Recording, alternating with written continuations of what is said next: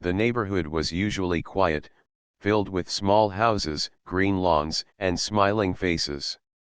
Everyone knew each other by name, and the days went by in calm, peaceful rhythms.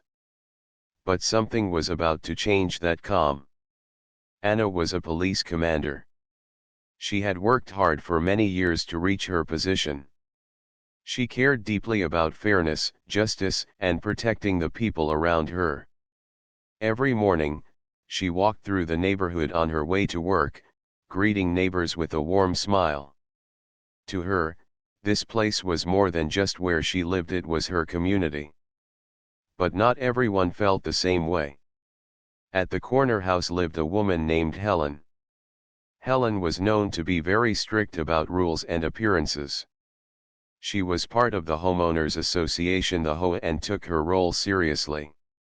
Sometimes, she would call meetings to remind neighbors about small things, like keeping the grass trimmed or not parking in the wrong spots. Helen had a son named Mike. Mike was often seen with a frown. He didn't smile much and was quick to complain about anything he didn't like. People whispered that Mike was rude to others and often acted as if he was better than everyone else. One warm afternoon, Anna was at the local grocery store. She was picking up some fruits and vegetables for dinner. The market was busy, but friendly. People greeted each other, and children laughed in the aisles. As Anna walked toward the checkout, she noticed Mike standing near the entrance. He was staring at her groceries with a strange look on his face. When Anna reached the checkout counter, Mike suddenly stepped forward. "Why are you buying so many fruits?" Mike asked loudly. "Are you planning a big party or something?" Anna was surprised by his tone. It was not a question, but a demand, as if he had the right to question her choices. She smiled politely and replied, "Just for my family dinner." "Thank you for asking." Mike did not like the answer. His face grew red, and he crossed his arms. "I don't think you should be buying so much here. Maybe you should share some with us," he said loudly, making sure others heard. Anna felt a sudden rush of anger. She had never been treated like this in her community, especially not by a young man who didn't even know her. But she stayed calm. "Mike, I'm buying what I need. If you want groceries, you should buy your own," she said firmly. Mike's mother, Helen, appeared behind him. She had a cold look on her face. "Why are you causing trouble?" she asked Anna, her voice sharp. Anna turned to Helen and said, "I'm just shopping like everyone else." Helen shook her head. "I don't like how you speak to my son. He is just trying to help. You should be more careful with your tone." Anna felt her patience thin. She knew Helen had always looked down on her, but this was different. This was public and unfair. Suddenly, Mike's voice rose louder. "I'm going to tell the HOA about you. You don't belong here with those groceries." People around started to stare. Some whispered, and others looked uncomfortable. Anna took a deep breath and said calmly, "I'm a police commander, Helen. I protect this neighborhood and its people. I belong here just like everyone else." Helen's eyes widened in shock. Mike looked confused. Anna finished paying for her groceries and left the store, feeling a mixture of anger and sadness. How could a simple grocery trip turn into a challenge of respect and dignity? As she walked home, Anna thought about the neighborhood she loved. She knew that this was only the beginning. Something needed to change, and she was ready to face whatever came next. The next day, the neighborhood felt different. Word had already spread about the incident at the grocery store. Some neighbors whispered behind closed doors, while others watched Anna with curiosity and a little worry. Anna herself tried to stay calm and focused. She knew she could not let the situation grow worse, but she also knew that standing up for herself would not be easy. That evening, the Homeowners Association sent a notice for an urgent meeting. The subject was vague, but everyone guessed it had something to do with what had happened the day before. Anna wasn't sure if she wanted to attend. She wanted to avoid conflict, but she also knew that ignoring it would give Helen and her son more power to spread their unfair ideas. At the community hall, neighbors began gathering. The room was small and filled with folding chairs. Helen was already there, sitting proudly near the front, with Mike beside her. Their faces showed confidence, as if they had already won the battle. Anna entered quietly, carrying her bag of groceries. Some neighbors nodded at her respectfully. Others looked away, unsure what to think. Anna took a deep breath and took a seat near the middle. The meeting began with Helen standing up. "Thank you all for coming," she said with a sharp smile. "We have a serious issue to discuss. It's about the behavior of some people who do not follow the rules of our community." Helen's eyes landed on Anna. "Some residents have been disrespectful, causing trouble, and making others feel uncomfortable." A few neighbors murmured in agreement. Helen continued, "We must protect our neighborhood's peace and order. That is why I believe we need to take action." Anna felt a tight knot in her stomach but decided to speak up. She stood slowly, all eyes turning to her. "I am Commander Anna," she said calmly. "I have served this community for many years. I care deeply about all of you, and I want everyone here to live in peace and respect." There was a pause in the room. Some people nodded, others looked confused. Anna continued, "Yesterday at the grocery store, I was spoken to unfairly. But I am not here to cause trouble. I want us to work together and understand each other better." Helen rolled her eyes. "Commander or not, rules are rules. And people must follow them. If you think you can ignore the HOA, you are mistaken." Mike suddenly raised his voice. "She thinks she is better than us.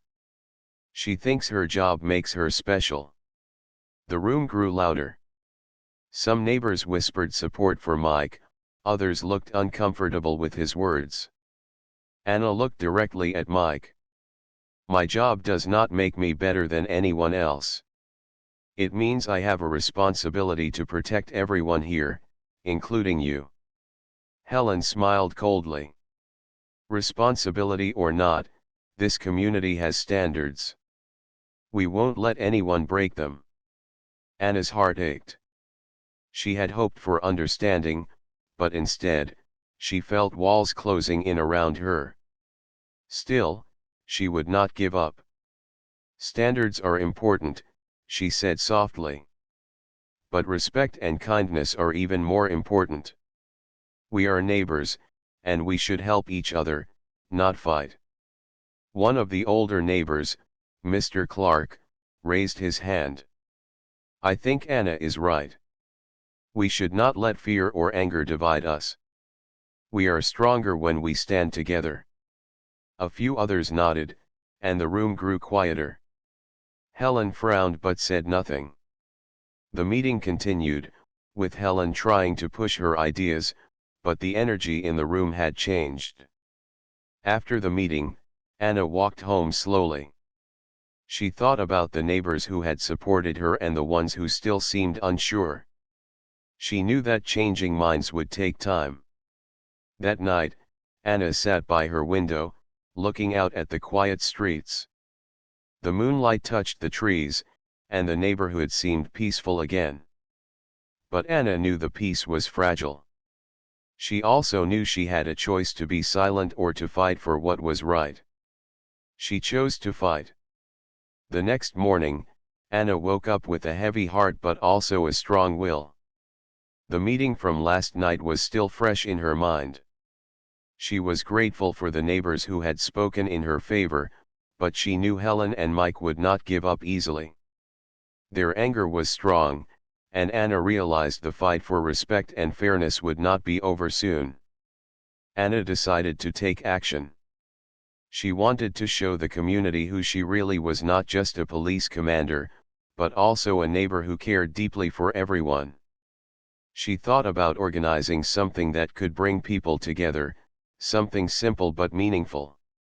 She started by visiting Mr. Clark, the older neighbor who had supported her at the meeting. His house was small but full of warmth. The garden had colorful flowers, and the smell of fresh tea filled the air. "Mr. Clark," Anna said with a smile, "I want to organize a neighborhood picnic.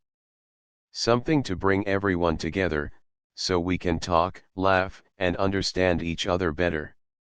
Mr. Clark smiled kindly. "That's a wonderful idea, Anna.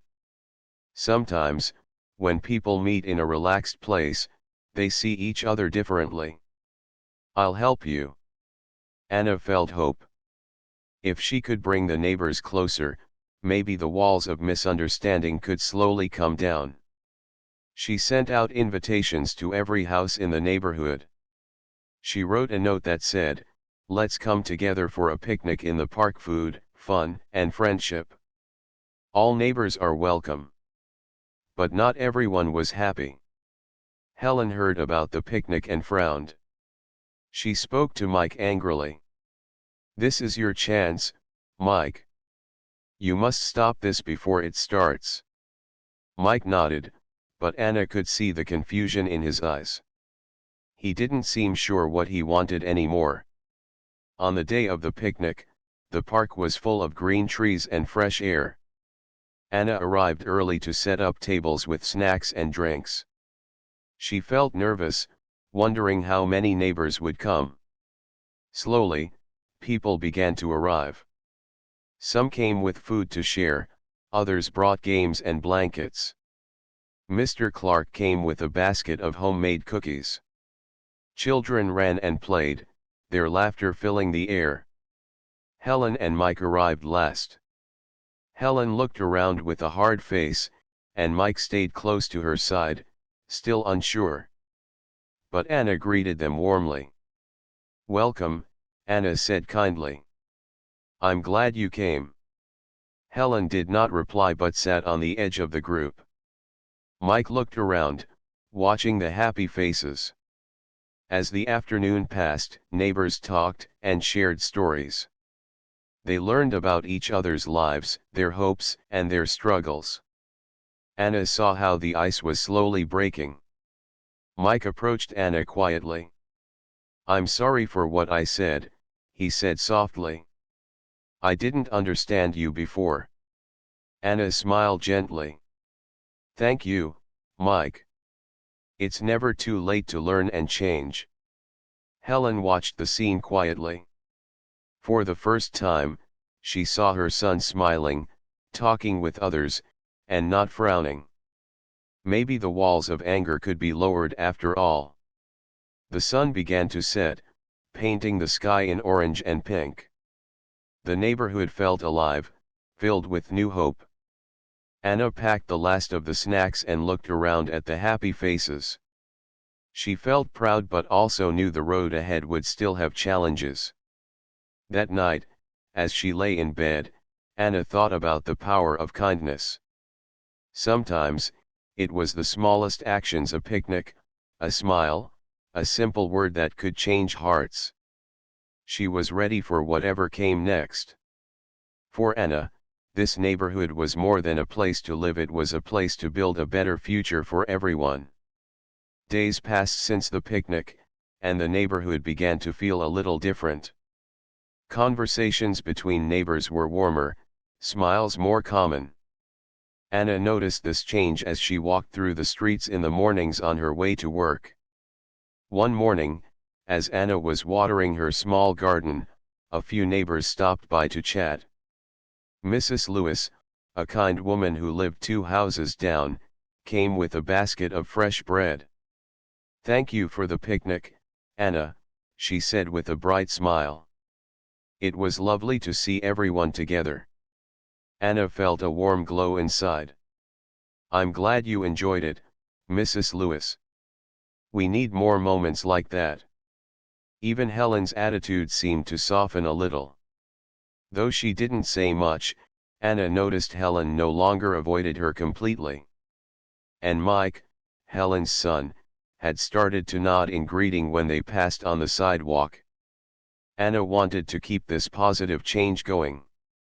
She thought about new ways to bring the neighborhood together. Maybe a book club, or a community garden, where everyone could work side by side. Then, one afternoon, something unexpected happened. Anna was at the police station when her phone rang. It was from Mrs. Ramirez, the mother of a young boy who lived nearby. Anna had helped Mrs. Ramirez a few times before, answering questions and supporting her family. Anna, Mrs. Ramirez said nervously, there's a problem at the community park. Some kids are bullying my son, and I don't know what to do. Anna's heart tightened. Bullying was something she had seen many times in her career, but it always hurt to hear it was happening so close to home. I'll be there soon, Anna said firmly. At the park, Anna found Mrs. Ramirez's son sitting alone on a bench, looking sad. Nearby, a group of children were whispering and laughing, clearly making fun of him. Anna's presence made the bullies stop. She knelt beside the boy. You don't have to be afraid, she said gently. I'm here to help. The children looked at Anna and slowly walked away. Anna spoke with Mrs. Ramirez and promised to talk to the parents of the children involved. But she also saw this as a chance to teach the whole neighborhood something important. The next day, Anna organized a meeting at the community hall. This time, she invited everyone, parents, children, and neighbors. When the room filled up, Anna stood in front and spoke clearly. Bullying is hurtful, she said. It divides us and makes our neighborhood unsafe. We all need to work together to stop it. Parents nodded in agreement. Some children looked shy but listened carefully. Anna suggested they create a group called Neighborhood Helpers, where adults and children could come together to support each other. They would watch out for bullying, help solve problems, and make the neighborhood a safe place for all. Helen and Mike were there, too. Helen looked surprised but did not interrupt. Mike sat quietly, listening. The group started to form. Volunteers signed up to help. Children raised their hands to be part of the team. Anna felt hopeful. This was more than just a meeting, it was a step toward true community. As weeks went by, the neighborhood helpers began to meet regularly. They planned events, helped children with schoolwork, and checked in on elderly neighbors. The group grew stronger and closer. One afternoon, Mike approached Anna again. Thank you for helping my mom and me, he said quietly. I want to be part of the helpers, too. Anna smiled brightly. We're glad to have you, Mike. Everyone belongs here. Helen watched from a distance, a small smile on her face. Maybe she was beginning to understand that kindness and respect were more powerful than rules and complaints. Anna knew the road ahead was still long, but she felt ready. Together, the neighborhood could grow stronger and better. That night, Anna looked out her window again. The stars shone brightly, and the air was calm. For the first time in a long time, she felt peace not just around her, but inside her heart. Weeks passed since the creation of the neighborhood helpers, and the community was slowly healing. Anna felt proud of the progress they had made. The neighborhood no longer felt like two sides fighting against each other. Instead, it was starting to feel like a true community. But one afternoon, a new challenge appeared, one that would test everyone's trust and courage. Anna was at the police station when she received a call from Mr. Clark. His voice sounded worried. "Anna, please come quickly. Something is happening at the old warehouse near the edge of our neighborhood." Anna knew the place. It was a large, empty building where no one went. Sometimes, people used it to store things, but it had been quiet for a long time. She grabbed her coat and drove there right away. When Anna arrived, she saw a small group of neighbors gathered outside the warehouse. Some looked scared, others curious. Mr. Clark came forward and explained, "We think someone is inside, but we don't know who or what they are doing." Anna nodded. "I'll check it out carefully. Everyone, please stay back." With her flashlight in hand, Anna entered the dark warehouse. The air was cold and dusty. She moved slowly, listening for any sounds. Suddenly, she heard soft voices. Following the sound, Anna found two teenagers, Tom and Sarah, huddled in a corner. They looked frightened and cold. "Tom, Sarah," Anna said gently, "what are you doing here?" Tom looked down. "We didn't mean any harm, Commander. We just wanted to have a place to talk and be alone." Sarah nodded. "It's hard at home sometimes. We wanted to escape." Anna understood. Teenagers often needed space to express their feelings. But hiding in an empty warehouse was not safe. "Come with me," Anna said kindly. "Let's find a better place." Back outside, the neighbors listened quietly as Anna spoke with Tom and Sarah. Mr. Clark stepped forward. "Maybe we can help them find a place where they feel safe." Anna smiled. "That's why we have the neighborhood helpers. We look out for each other." Later, at the community hall, the helpers organized a meeting with parents and teenagers. They talked openly about challenges at home and school, and the need for understanding and support. Helen was there, too, sitting quietly. Mike was beside her, watching carefully. Anna saw a new side of Helen, softer and more thoughtful. It was clear that Helen was beginning to change. At the end of the meeting, Anna made a suggestion. "Let's create a safe space in the community center where teenagers can come to talk, play games, or just relax. No judgment, just support." Everyone agreed. The idea brought hope. Over the next few days, neighbors worked together to clean and prepare the community center room. Mike helped paint the walls, and Mrs. Lewis brought snacks. Anna watched with pride. The neighborhood was growing stronger, built not on rules or fear, but on trust and kindness. One evening, as Anna closed her door, she heard a knock. It was Helen. "I want to thank you, Anna," Helen said softly. "For helping my son, and for helping me see things differently." Anna smiled warmly. "We all learn and grow, Helen. I'm glad you're part of this neighborhood." Helen nodded, her eyes shining. "I want to help more. I want to be better." Anna felt a deep joy inside. This was more than she had hoped for. As she looked out at the stars that night, Anna knew challenges would come again. But now, she was not alone. Together, the neighborhood would face anything because they had built trust. The neighborhood was feeling closer than ever. After the creation of the safe space for teenagers, Anna saw more smiles and heard more laughter in the streets. People talked openly, and the fear that once hung in the air was slowly fading. Anna felt proud of what the community had become. But sometimes, life had a way of testing even the strongest bonds. One late afternoon, dark clouds began gathering in the sky. The wind picked up, and the air turned heavy. Anna was at home when the weather report came on the news. A big storm was coming, strong winds, heavy rain, and possible flooding. Anna's heart sank. The neighborhood was near a small river, and she knew the storm could cause trouble. She quickly called the neighborhood helpers and asked them to prepare. They spread the word to all neighbors, reminding them to stay safe and help each other if needed.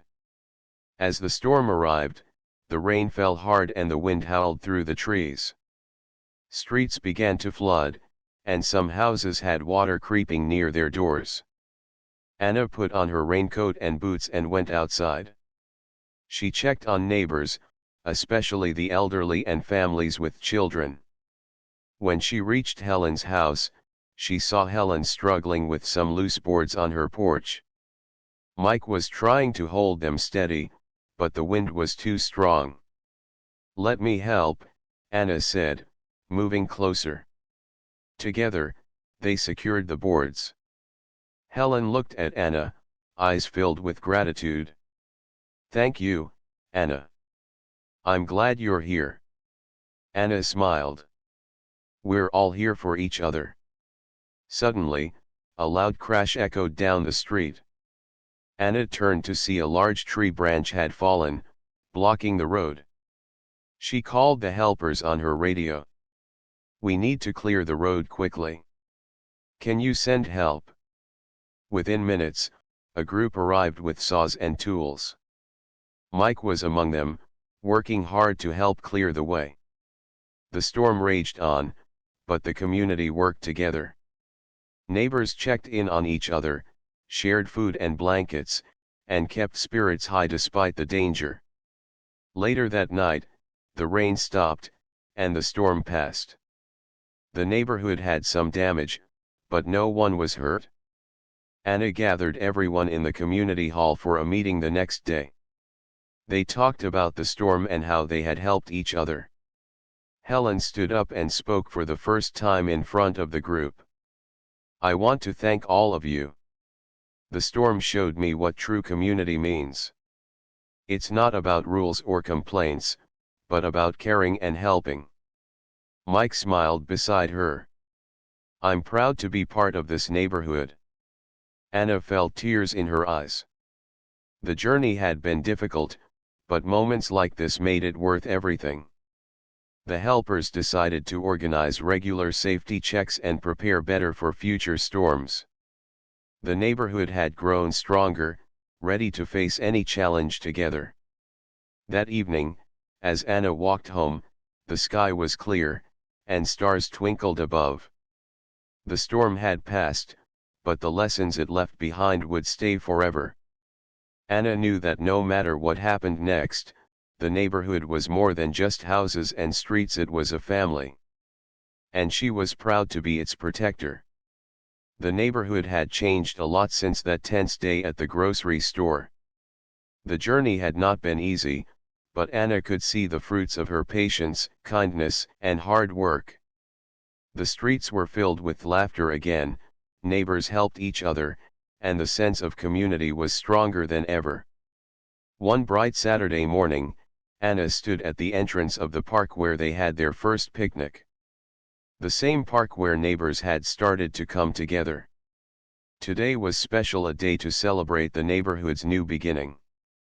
Banners hung between the trees, colorful balloons swayed gently in the breeze, and tables were filled with food, drinks, and decorations. Families arrived with smiles and excitement. Children ran to play games, while adults chatted happily. Helen and Mike arrived together, holding a basket of homemade pies. Helen's face was warm, and Mike looked relaxed and friendly. Anna smiled and greeted them. "Thank you for coming, Helen." "It means a lot," Anna said. Helen nodded. "I'm grateful, Anna. You helped us see that we're stronger when we stand together." Anna felt her heart fill with hope. The mayor of the town was also there to support the neighborhood. She stood beside Anna and spoke to the crowd. "This neighborhood shows what can happen when people choose understanding over fear, kindness over anger. It's an example for all communities." The crowd applauded, and Anna looked around at the faces neighbors she had once seen as strangers or even opponents, now friends. Mike came up to Anna and said, "I'm thinking about joining the police academy. I want to help people like you do." Anna smiled wide. "That's wonderful, Mike. We need more people like you." The day passed with music, laughter, and stories shared. The old division seemed like a distant memory. Later, Anna walked home, the sun setting behind her. She thought about everything they had been through: the hurt, the anger, the small steps forward, and the big moments of change. She knew life would always have challenges, but this neighborhood had found something powerful: hope. At her door, Helen waited. She looked at Anna and said softly, "Thank you for never giving up on us." Anna took her hand gently. "Thank you for being willing to change." As Anna stepped inside, she looked back one last time at the quiet street bathed in soft light. This was more than a neighborhood. It was a family, a place where people cared, respected, and stood together. And Anna, the police commander who once faced unfairness and doubt, had helped build that family. A new beginning had come, and with it, a promise: no matter what, they would face the future together.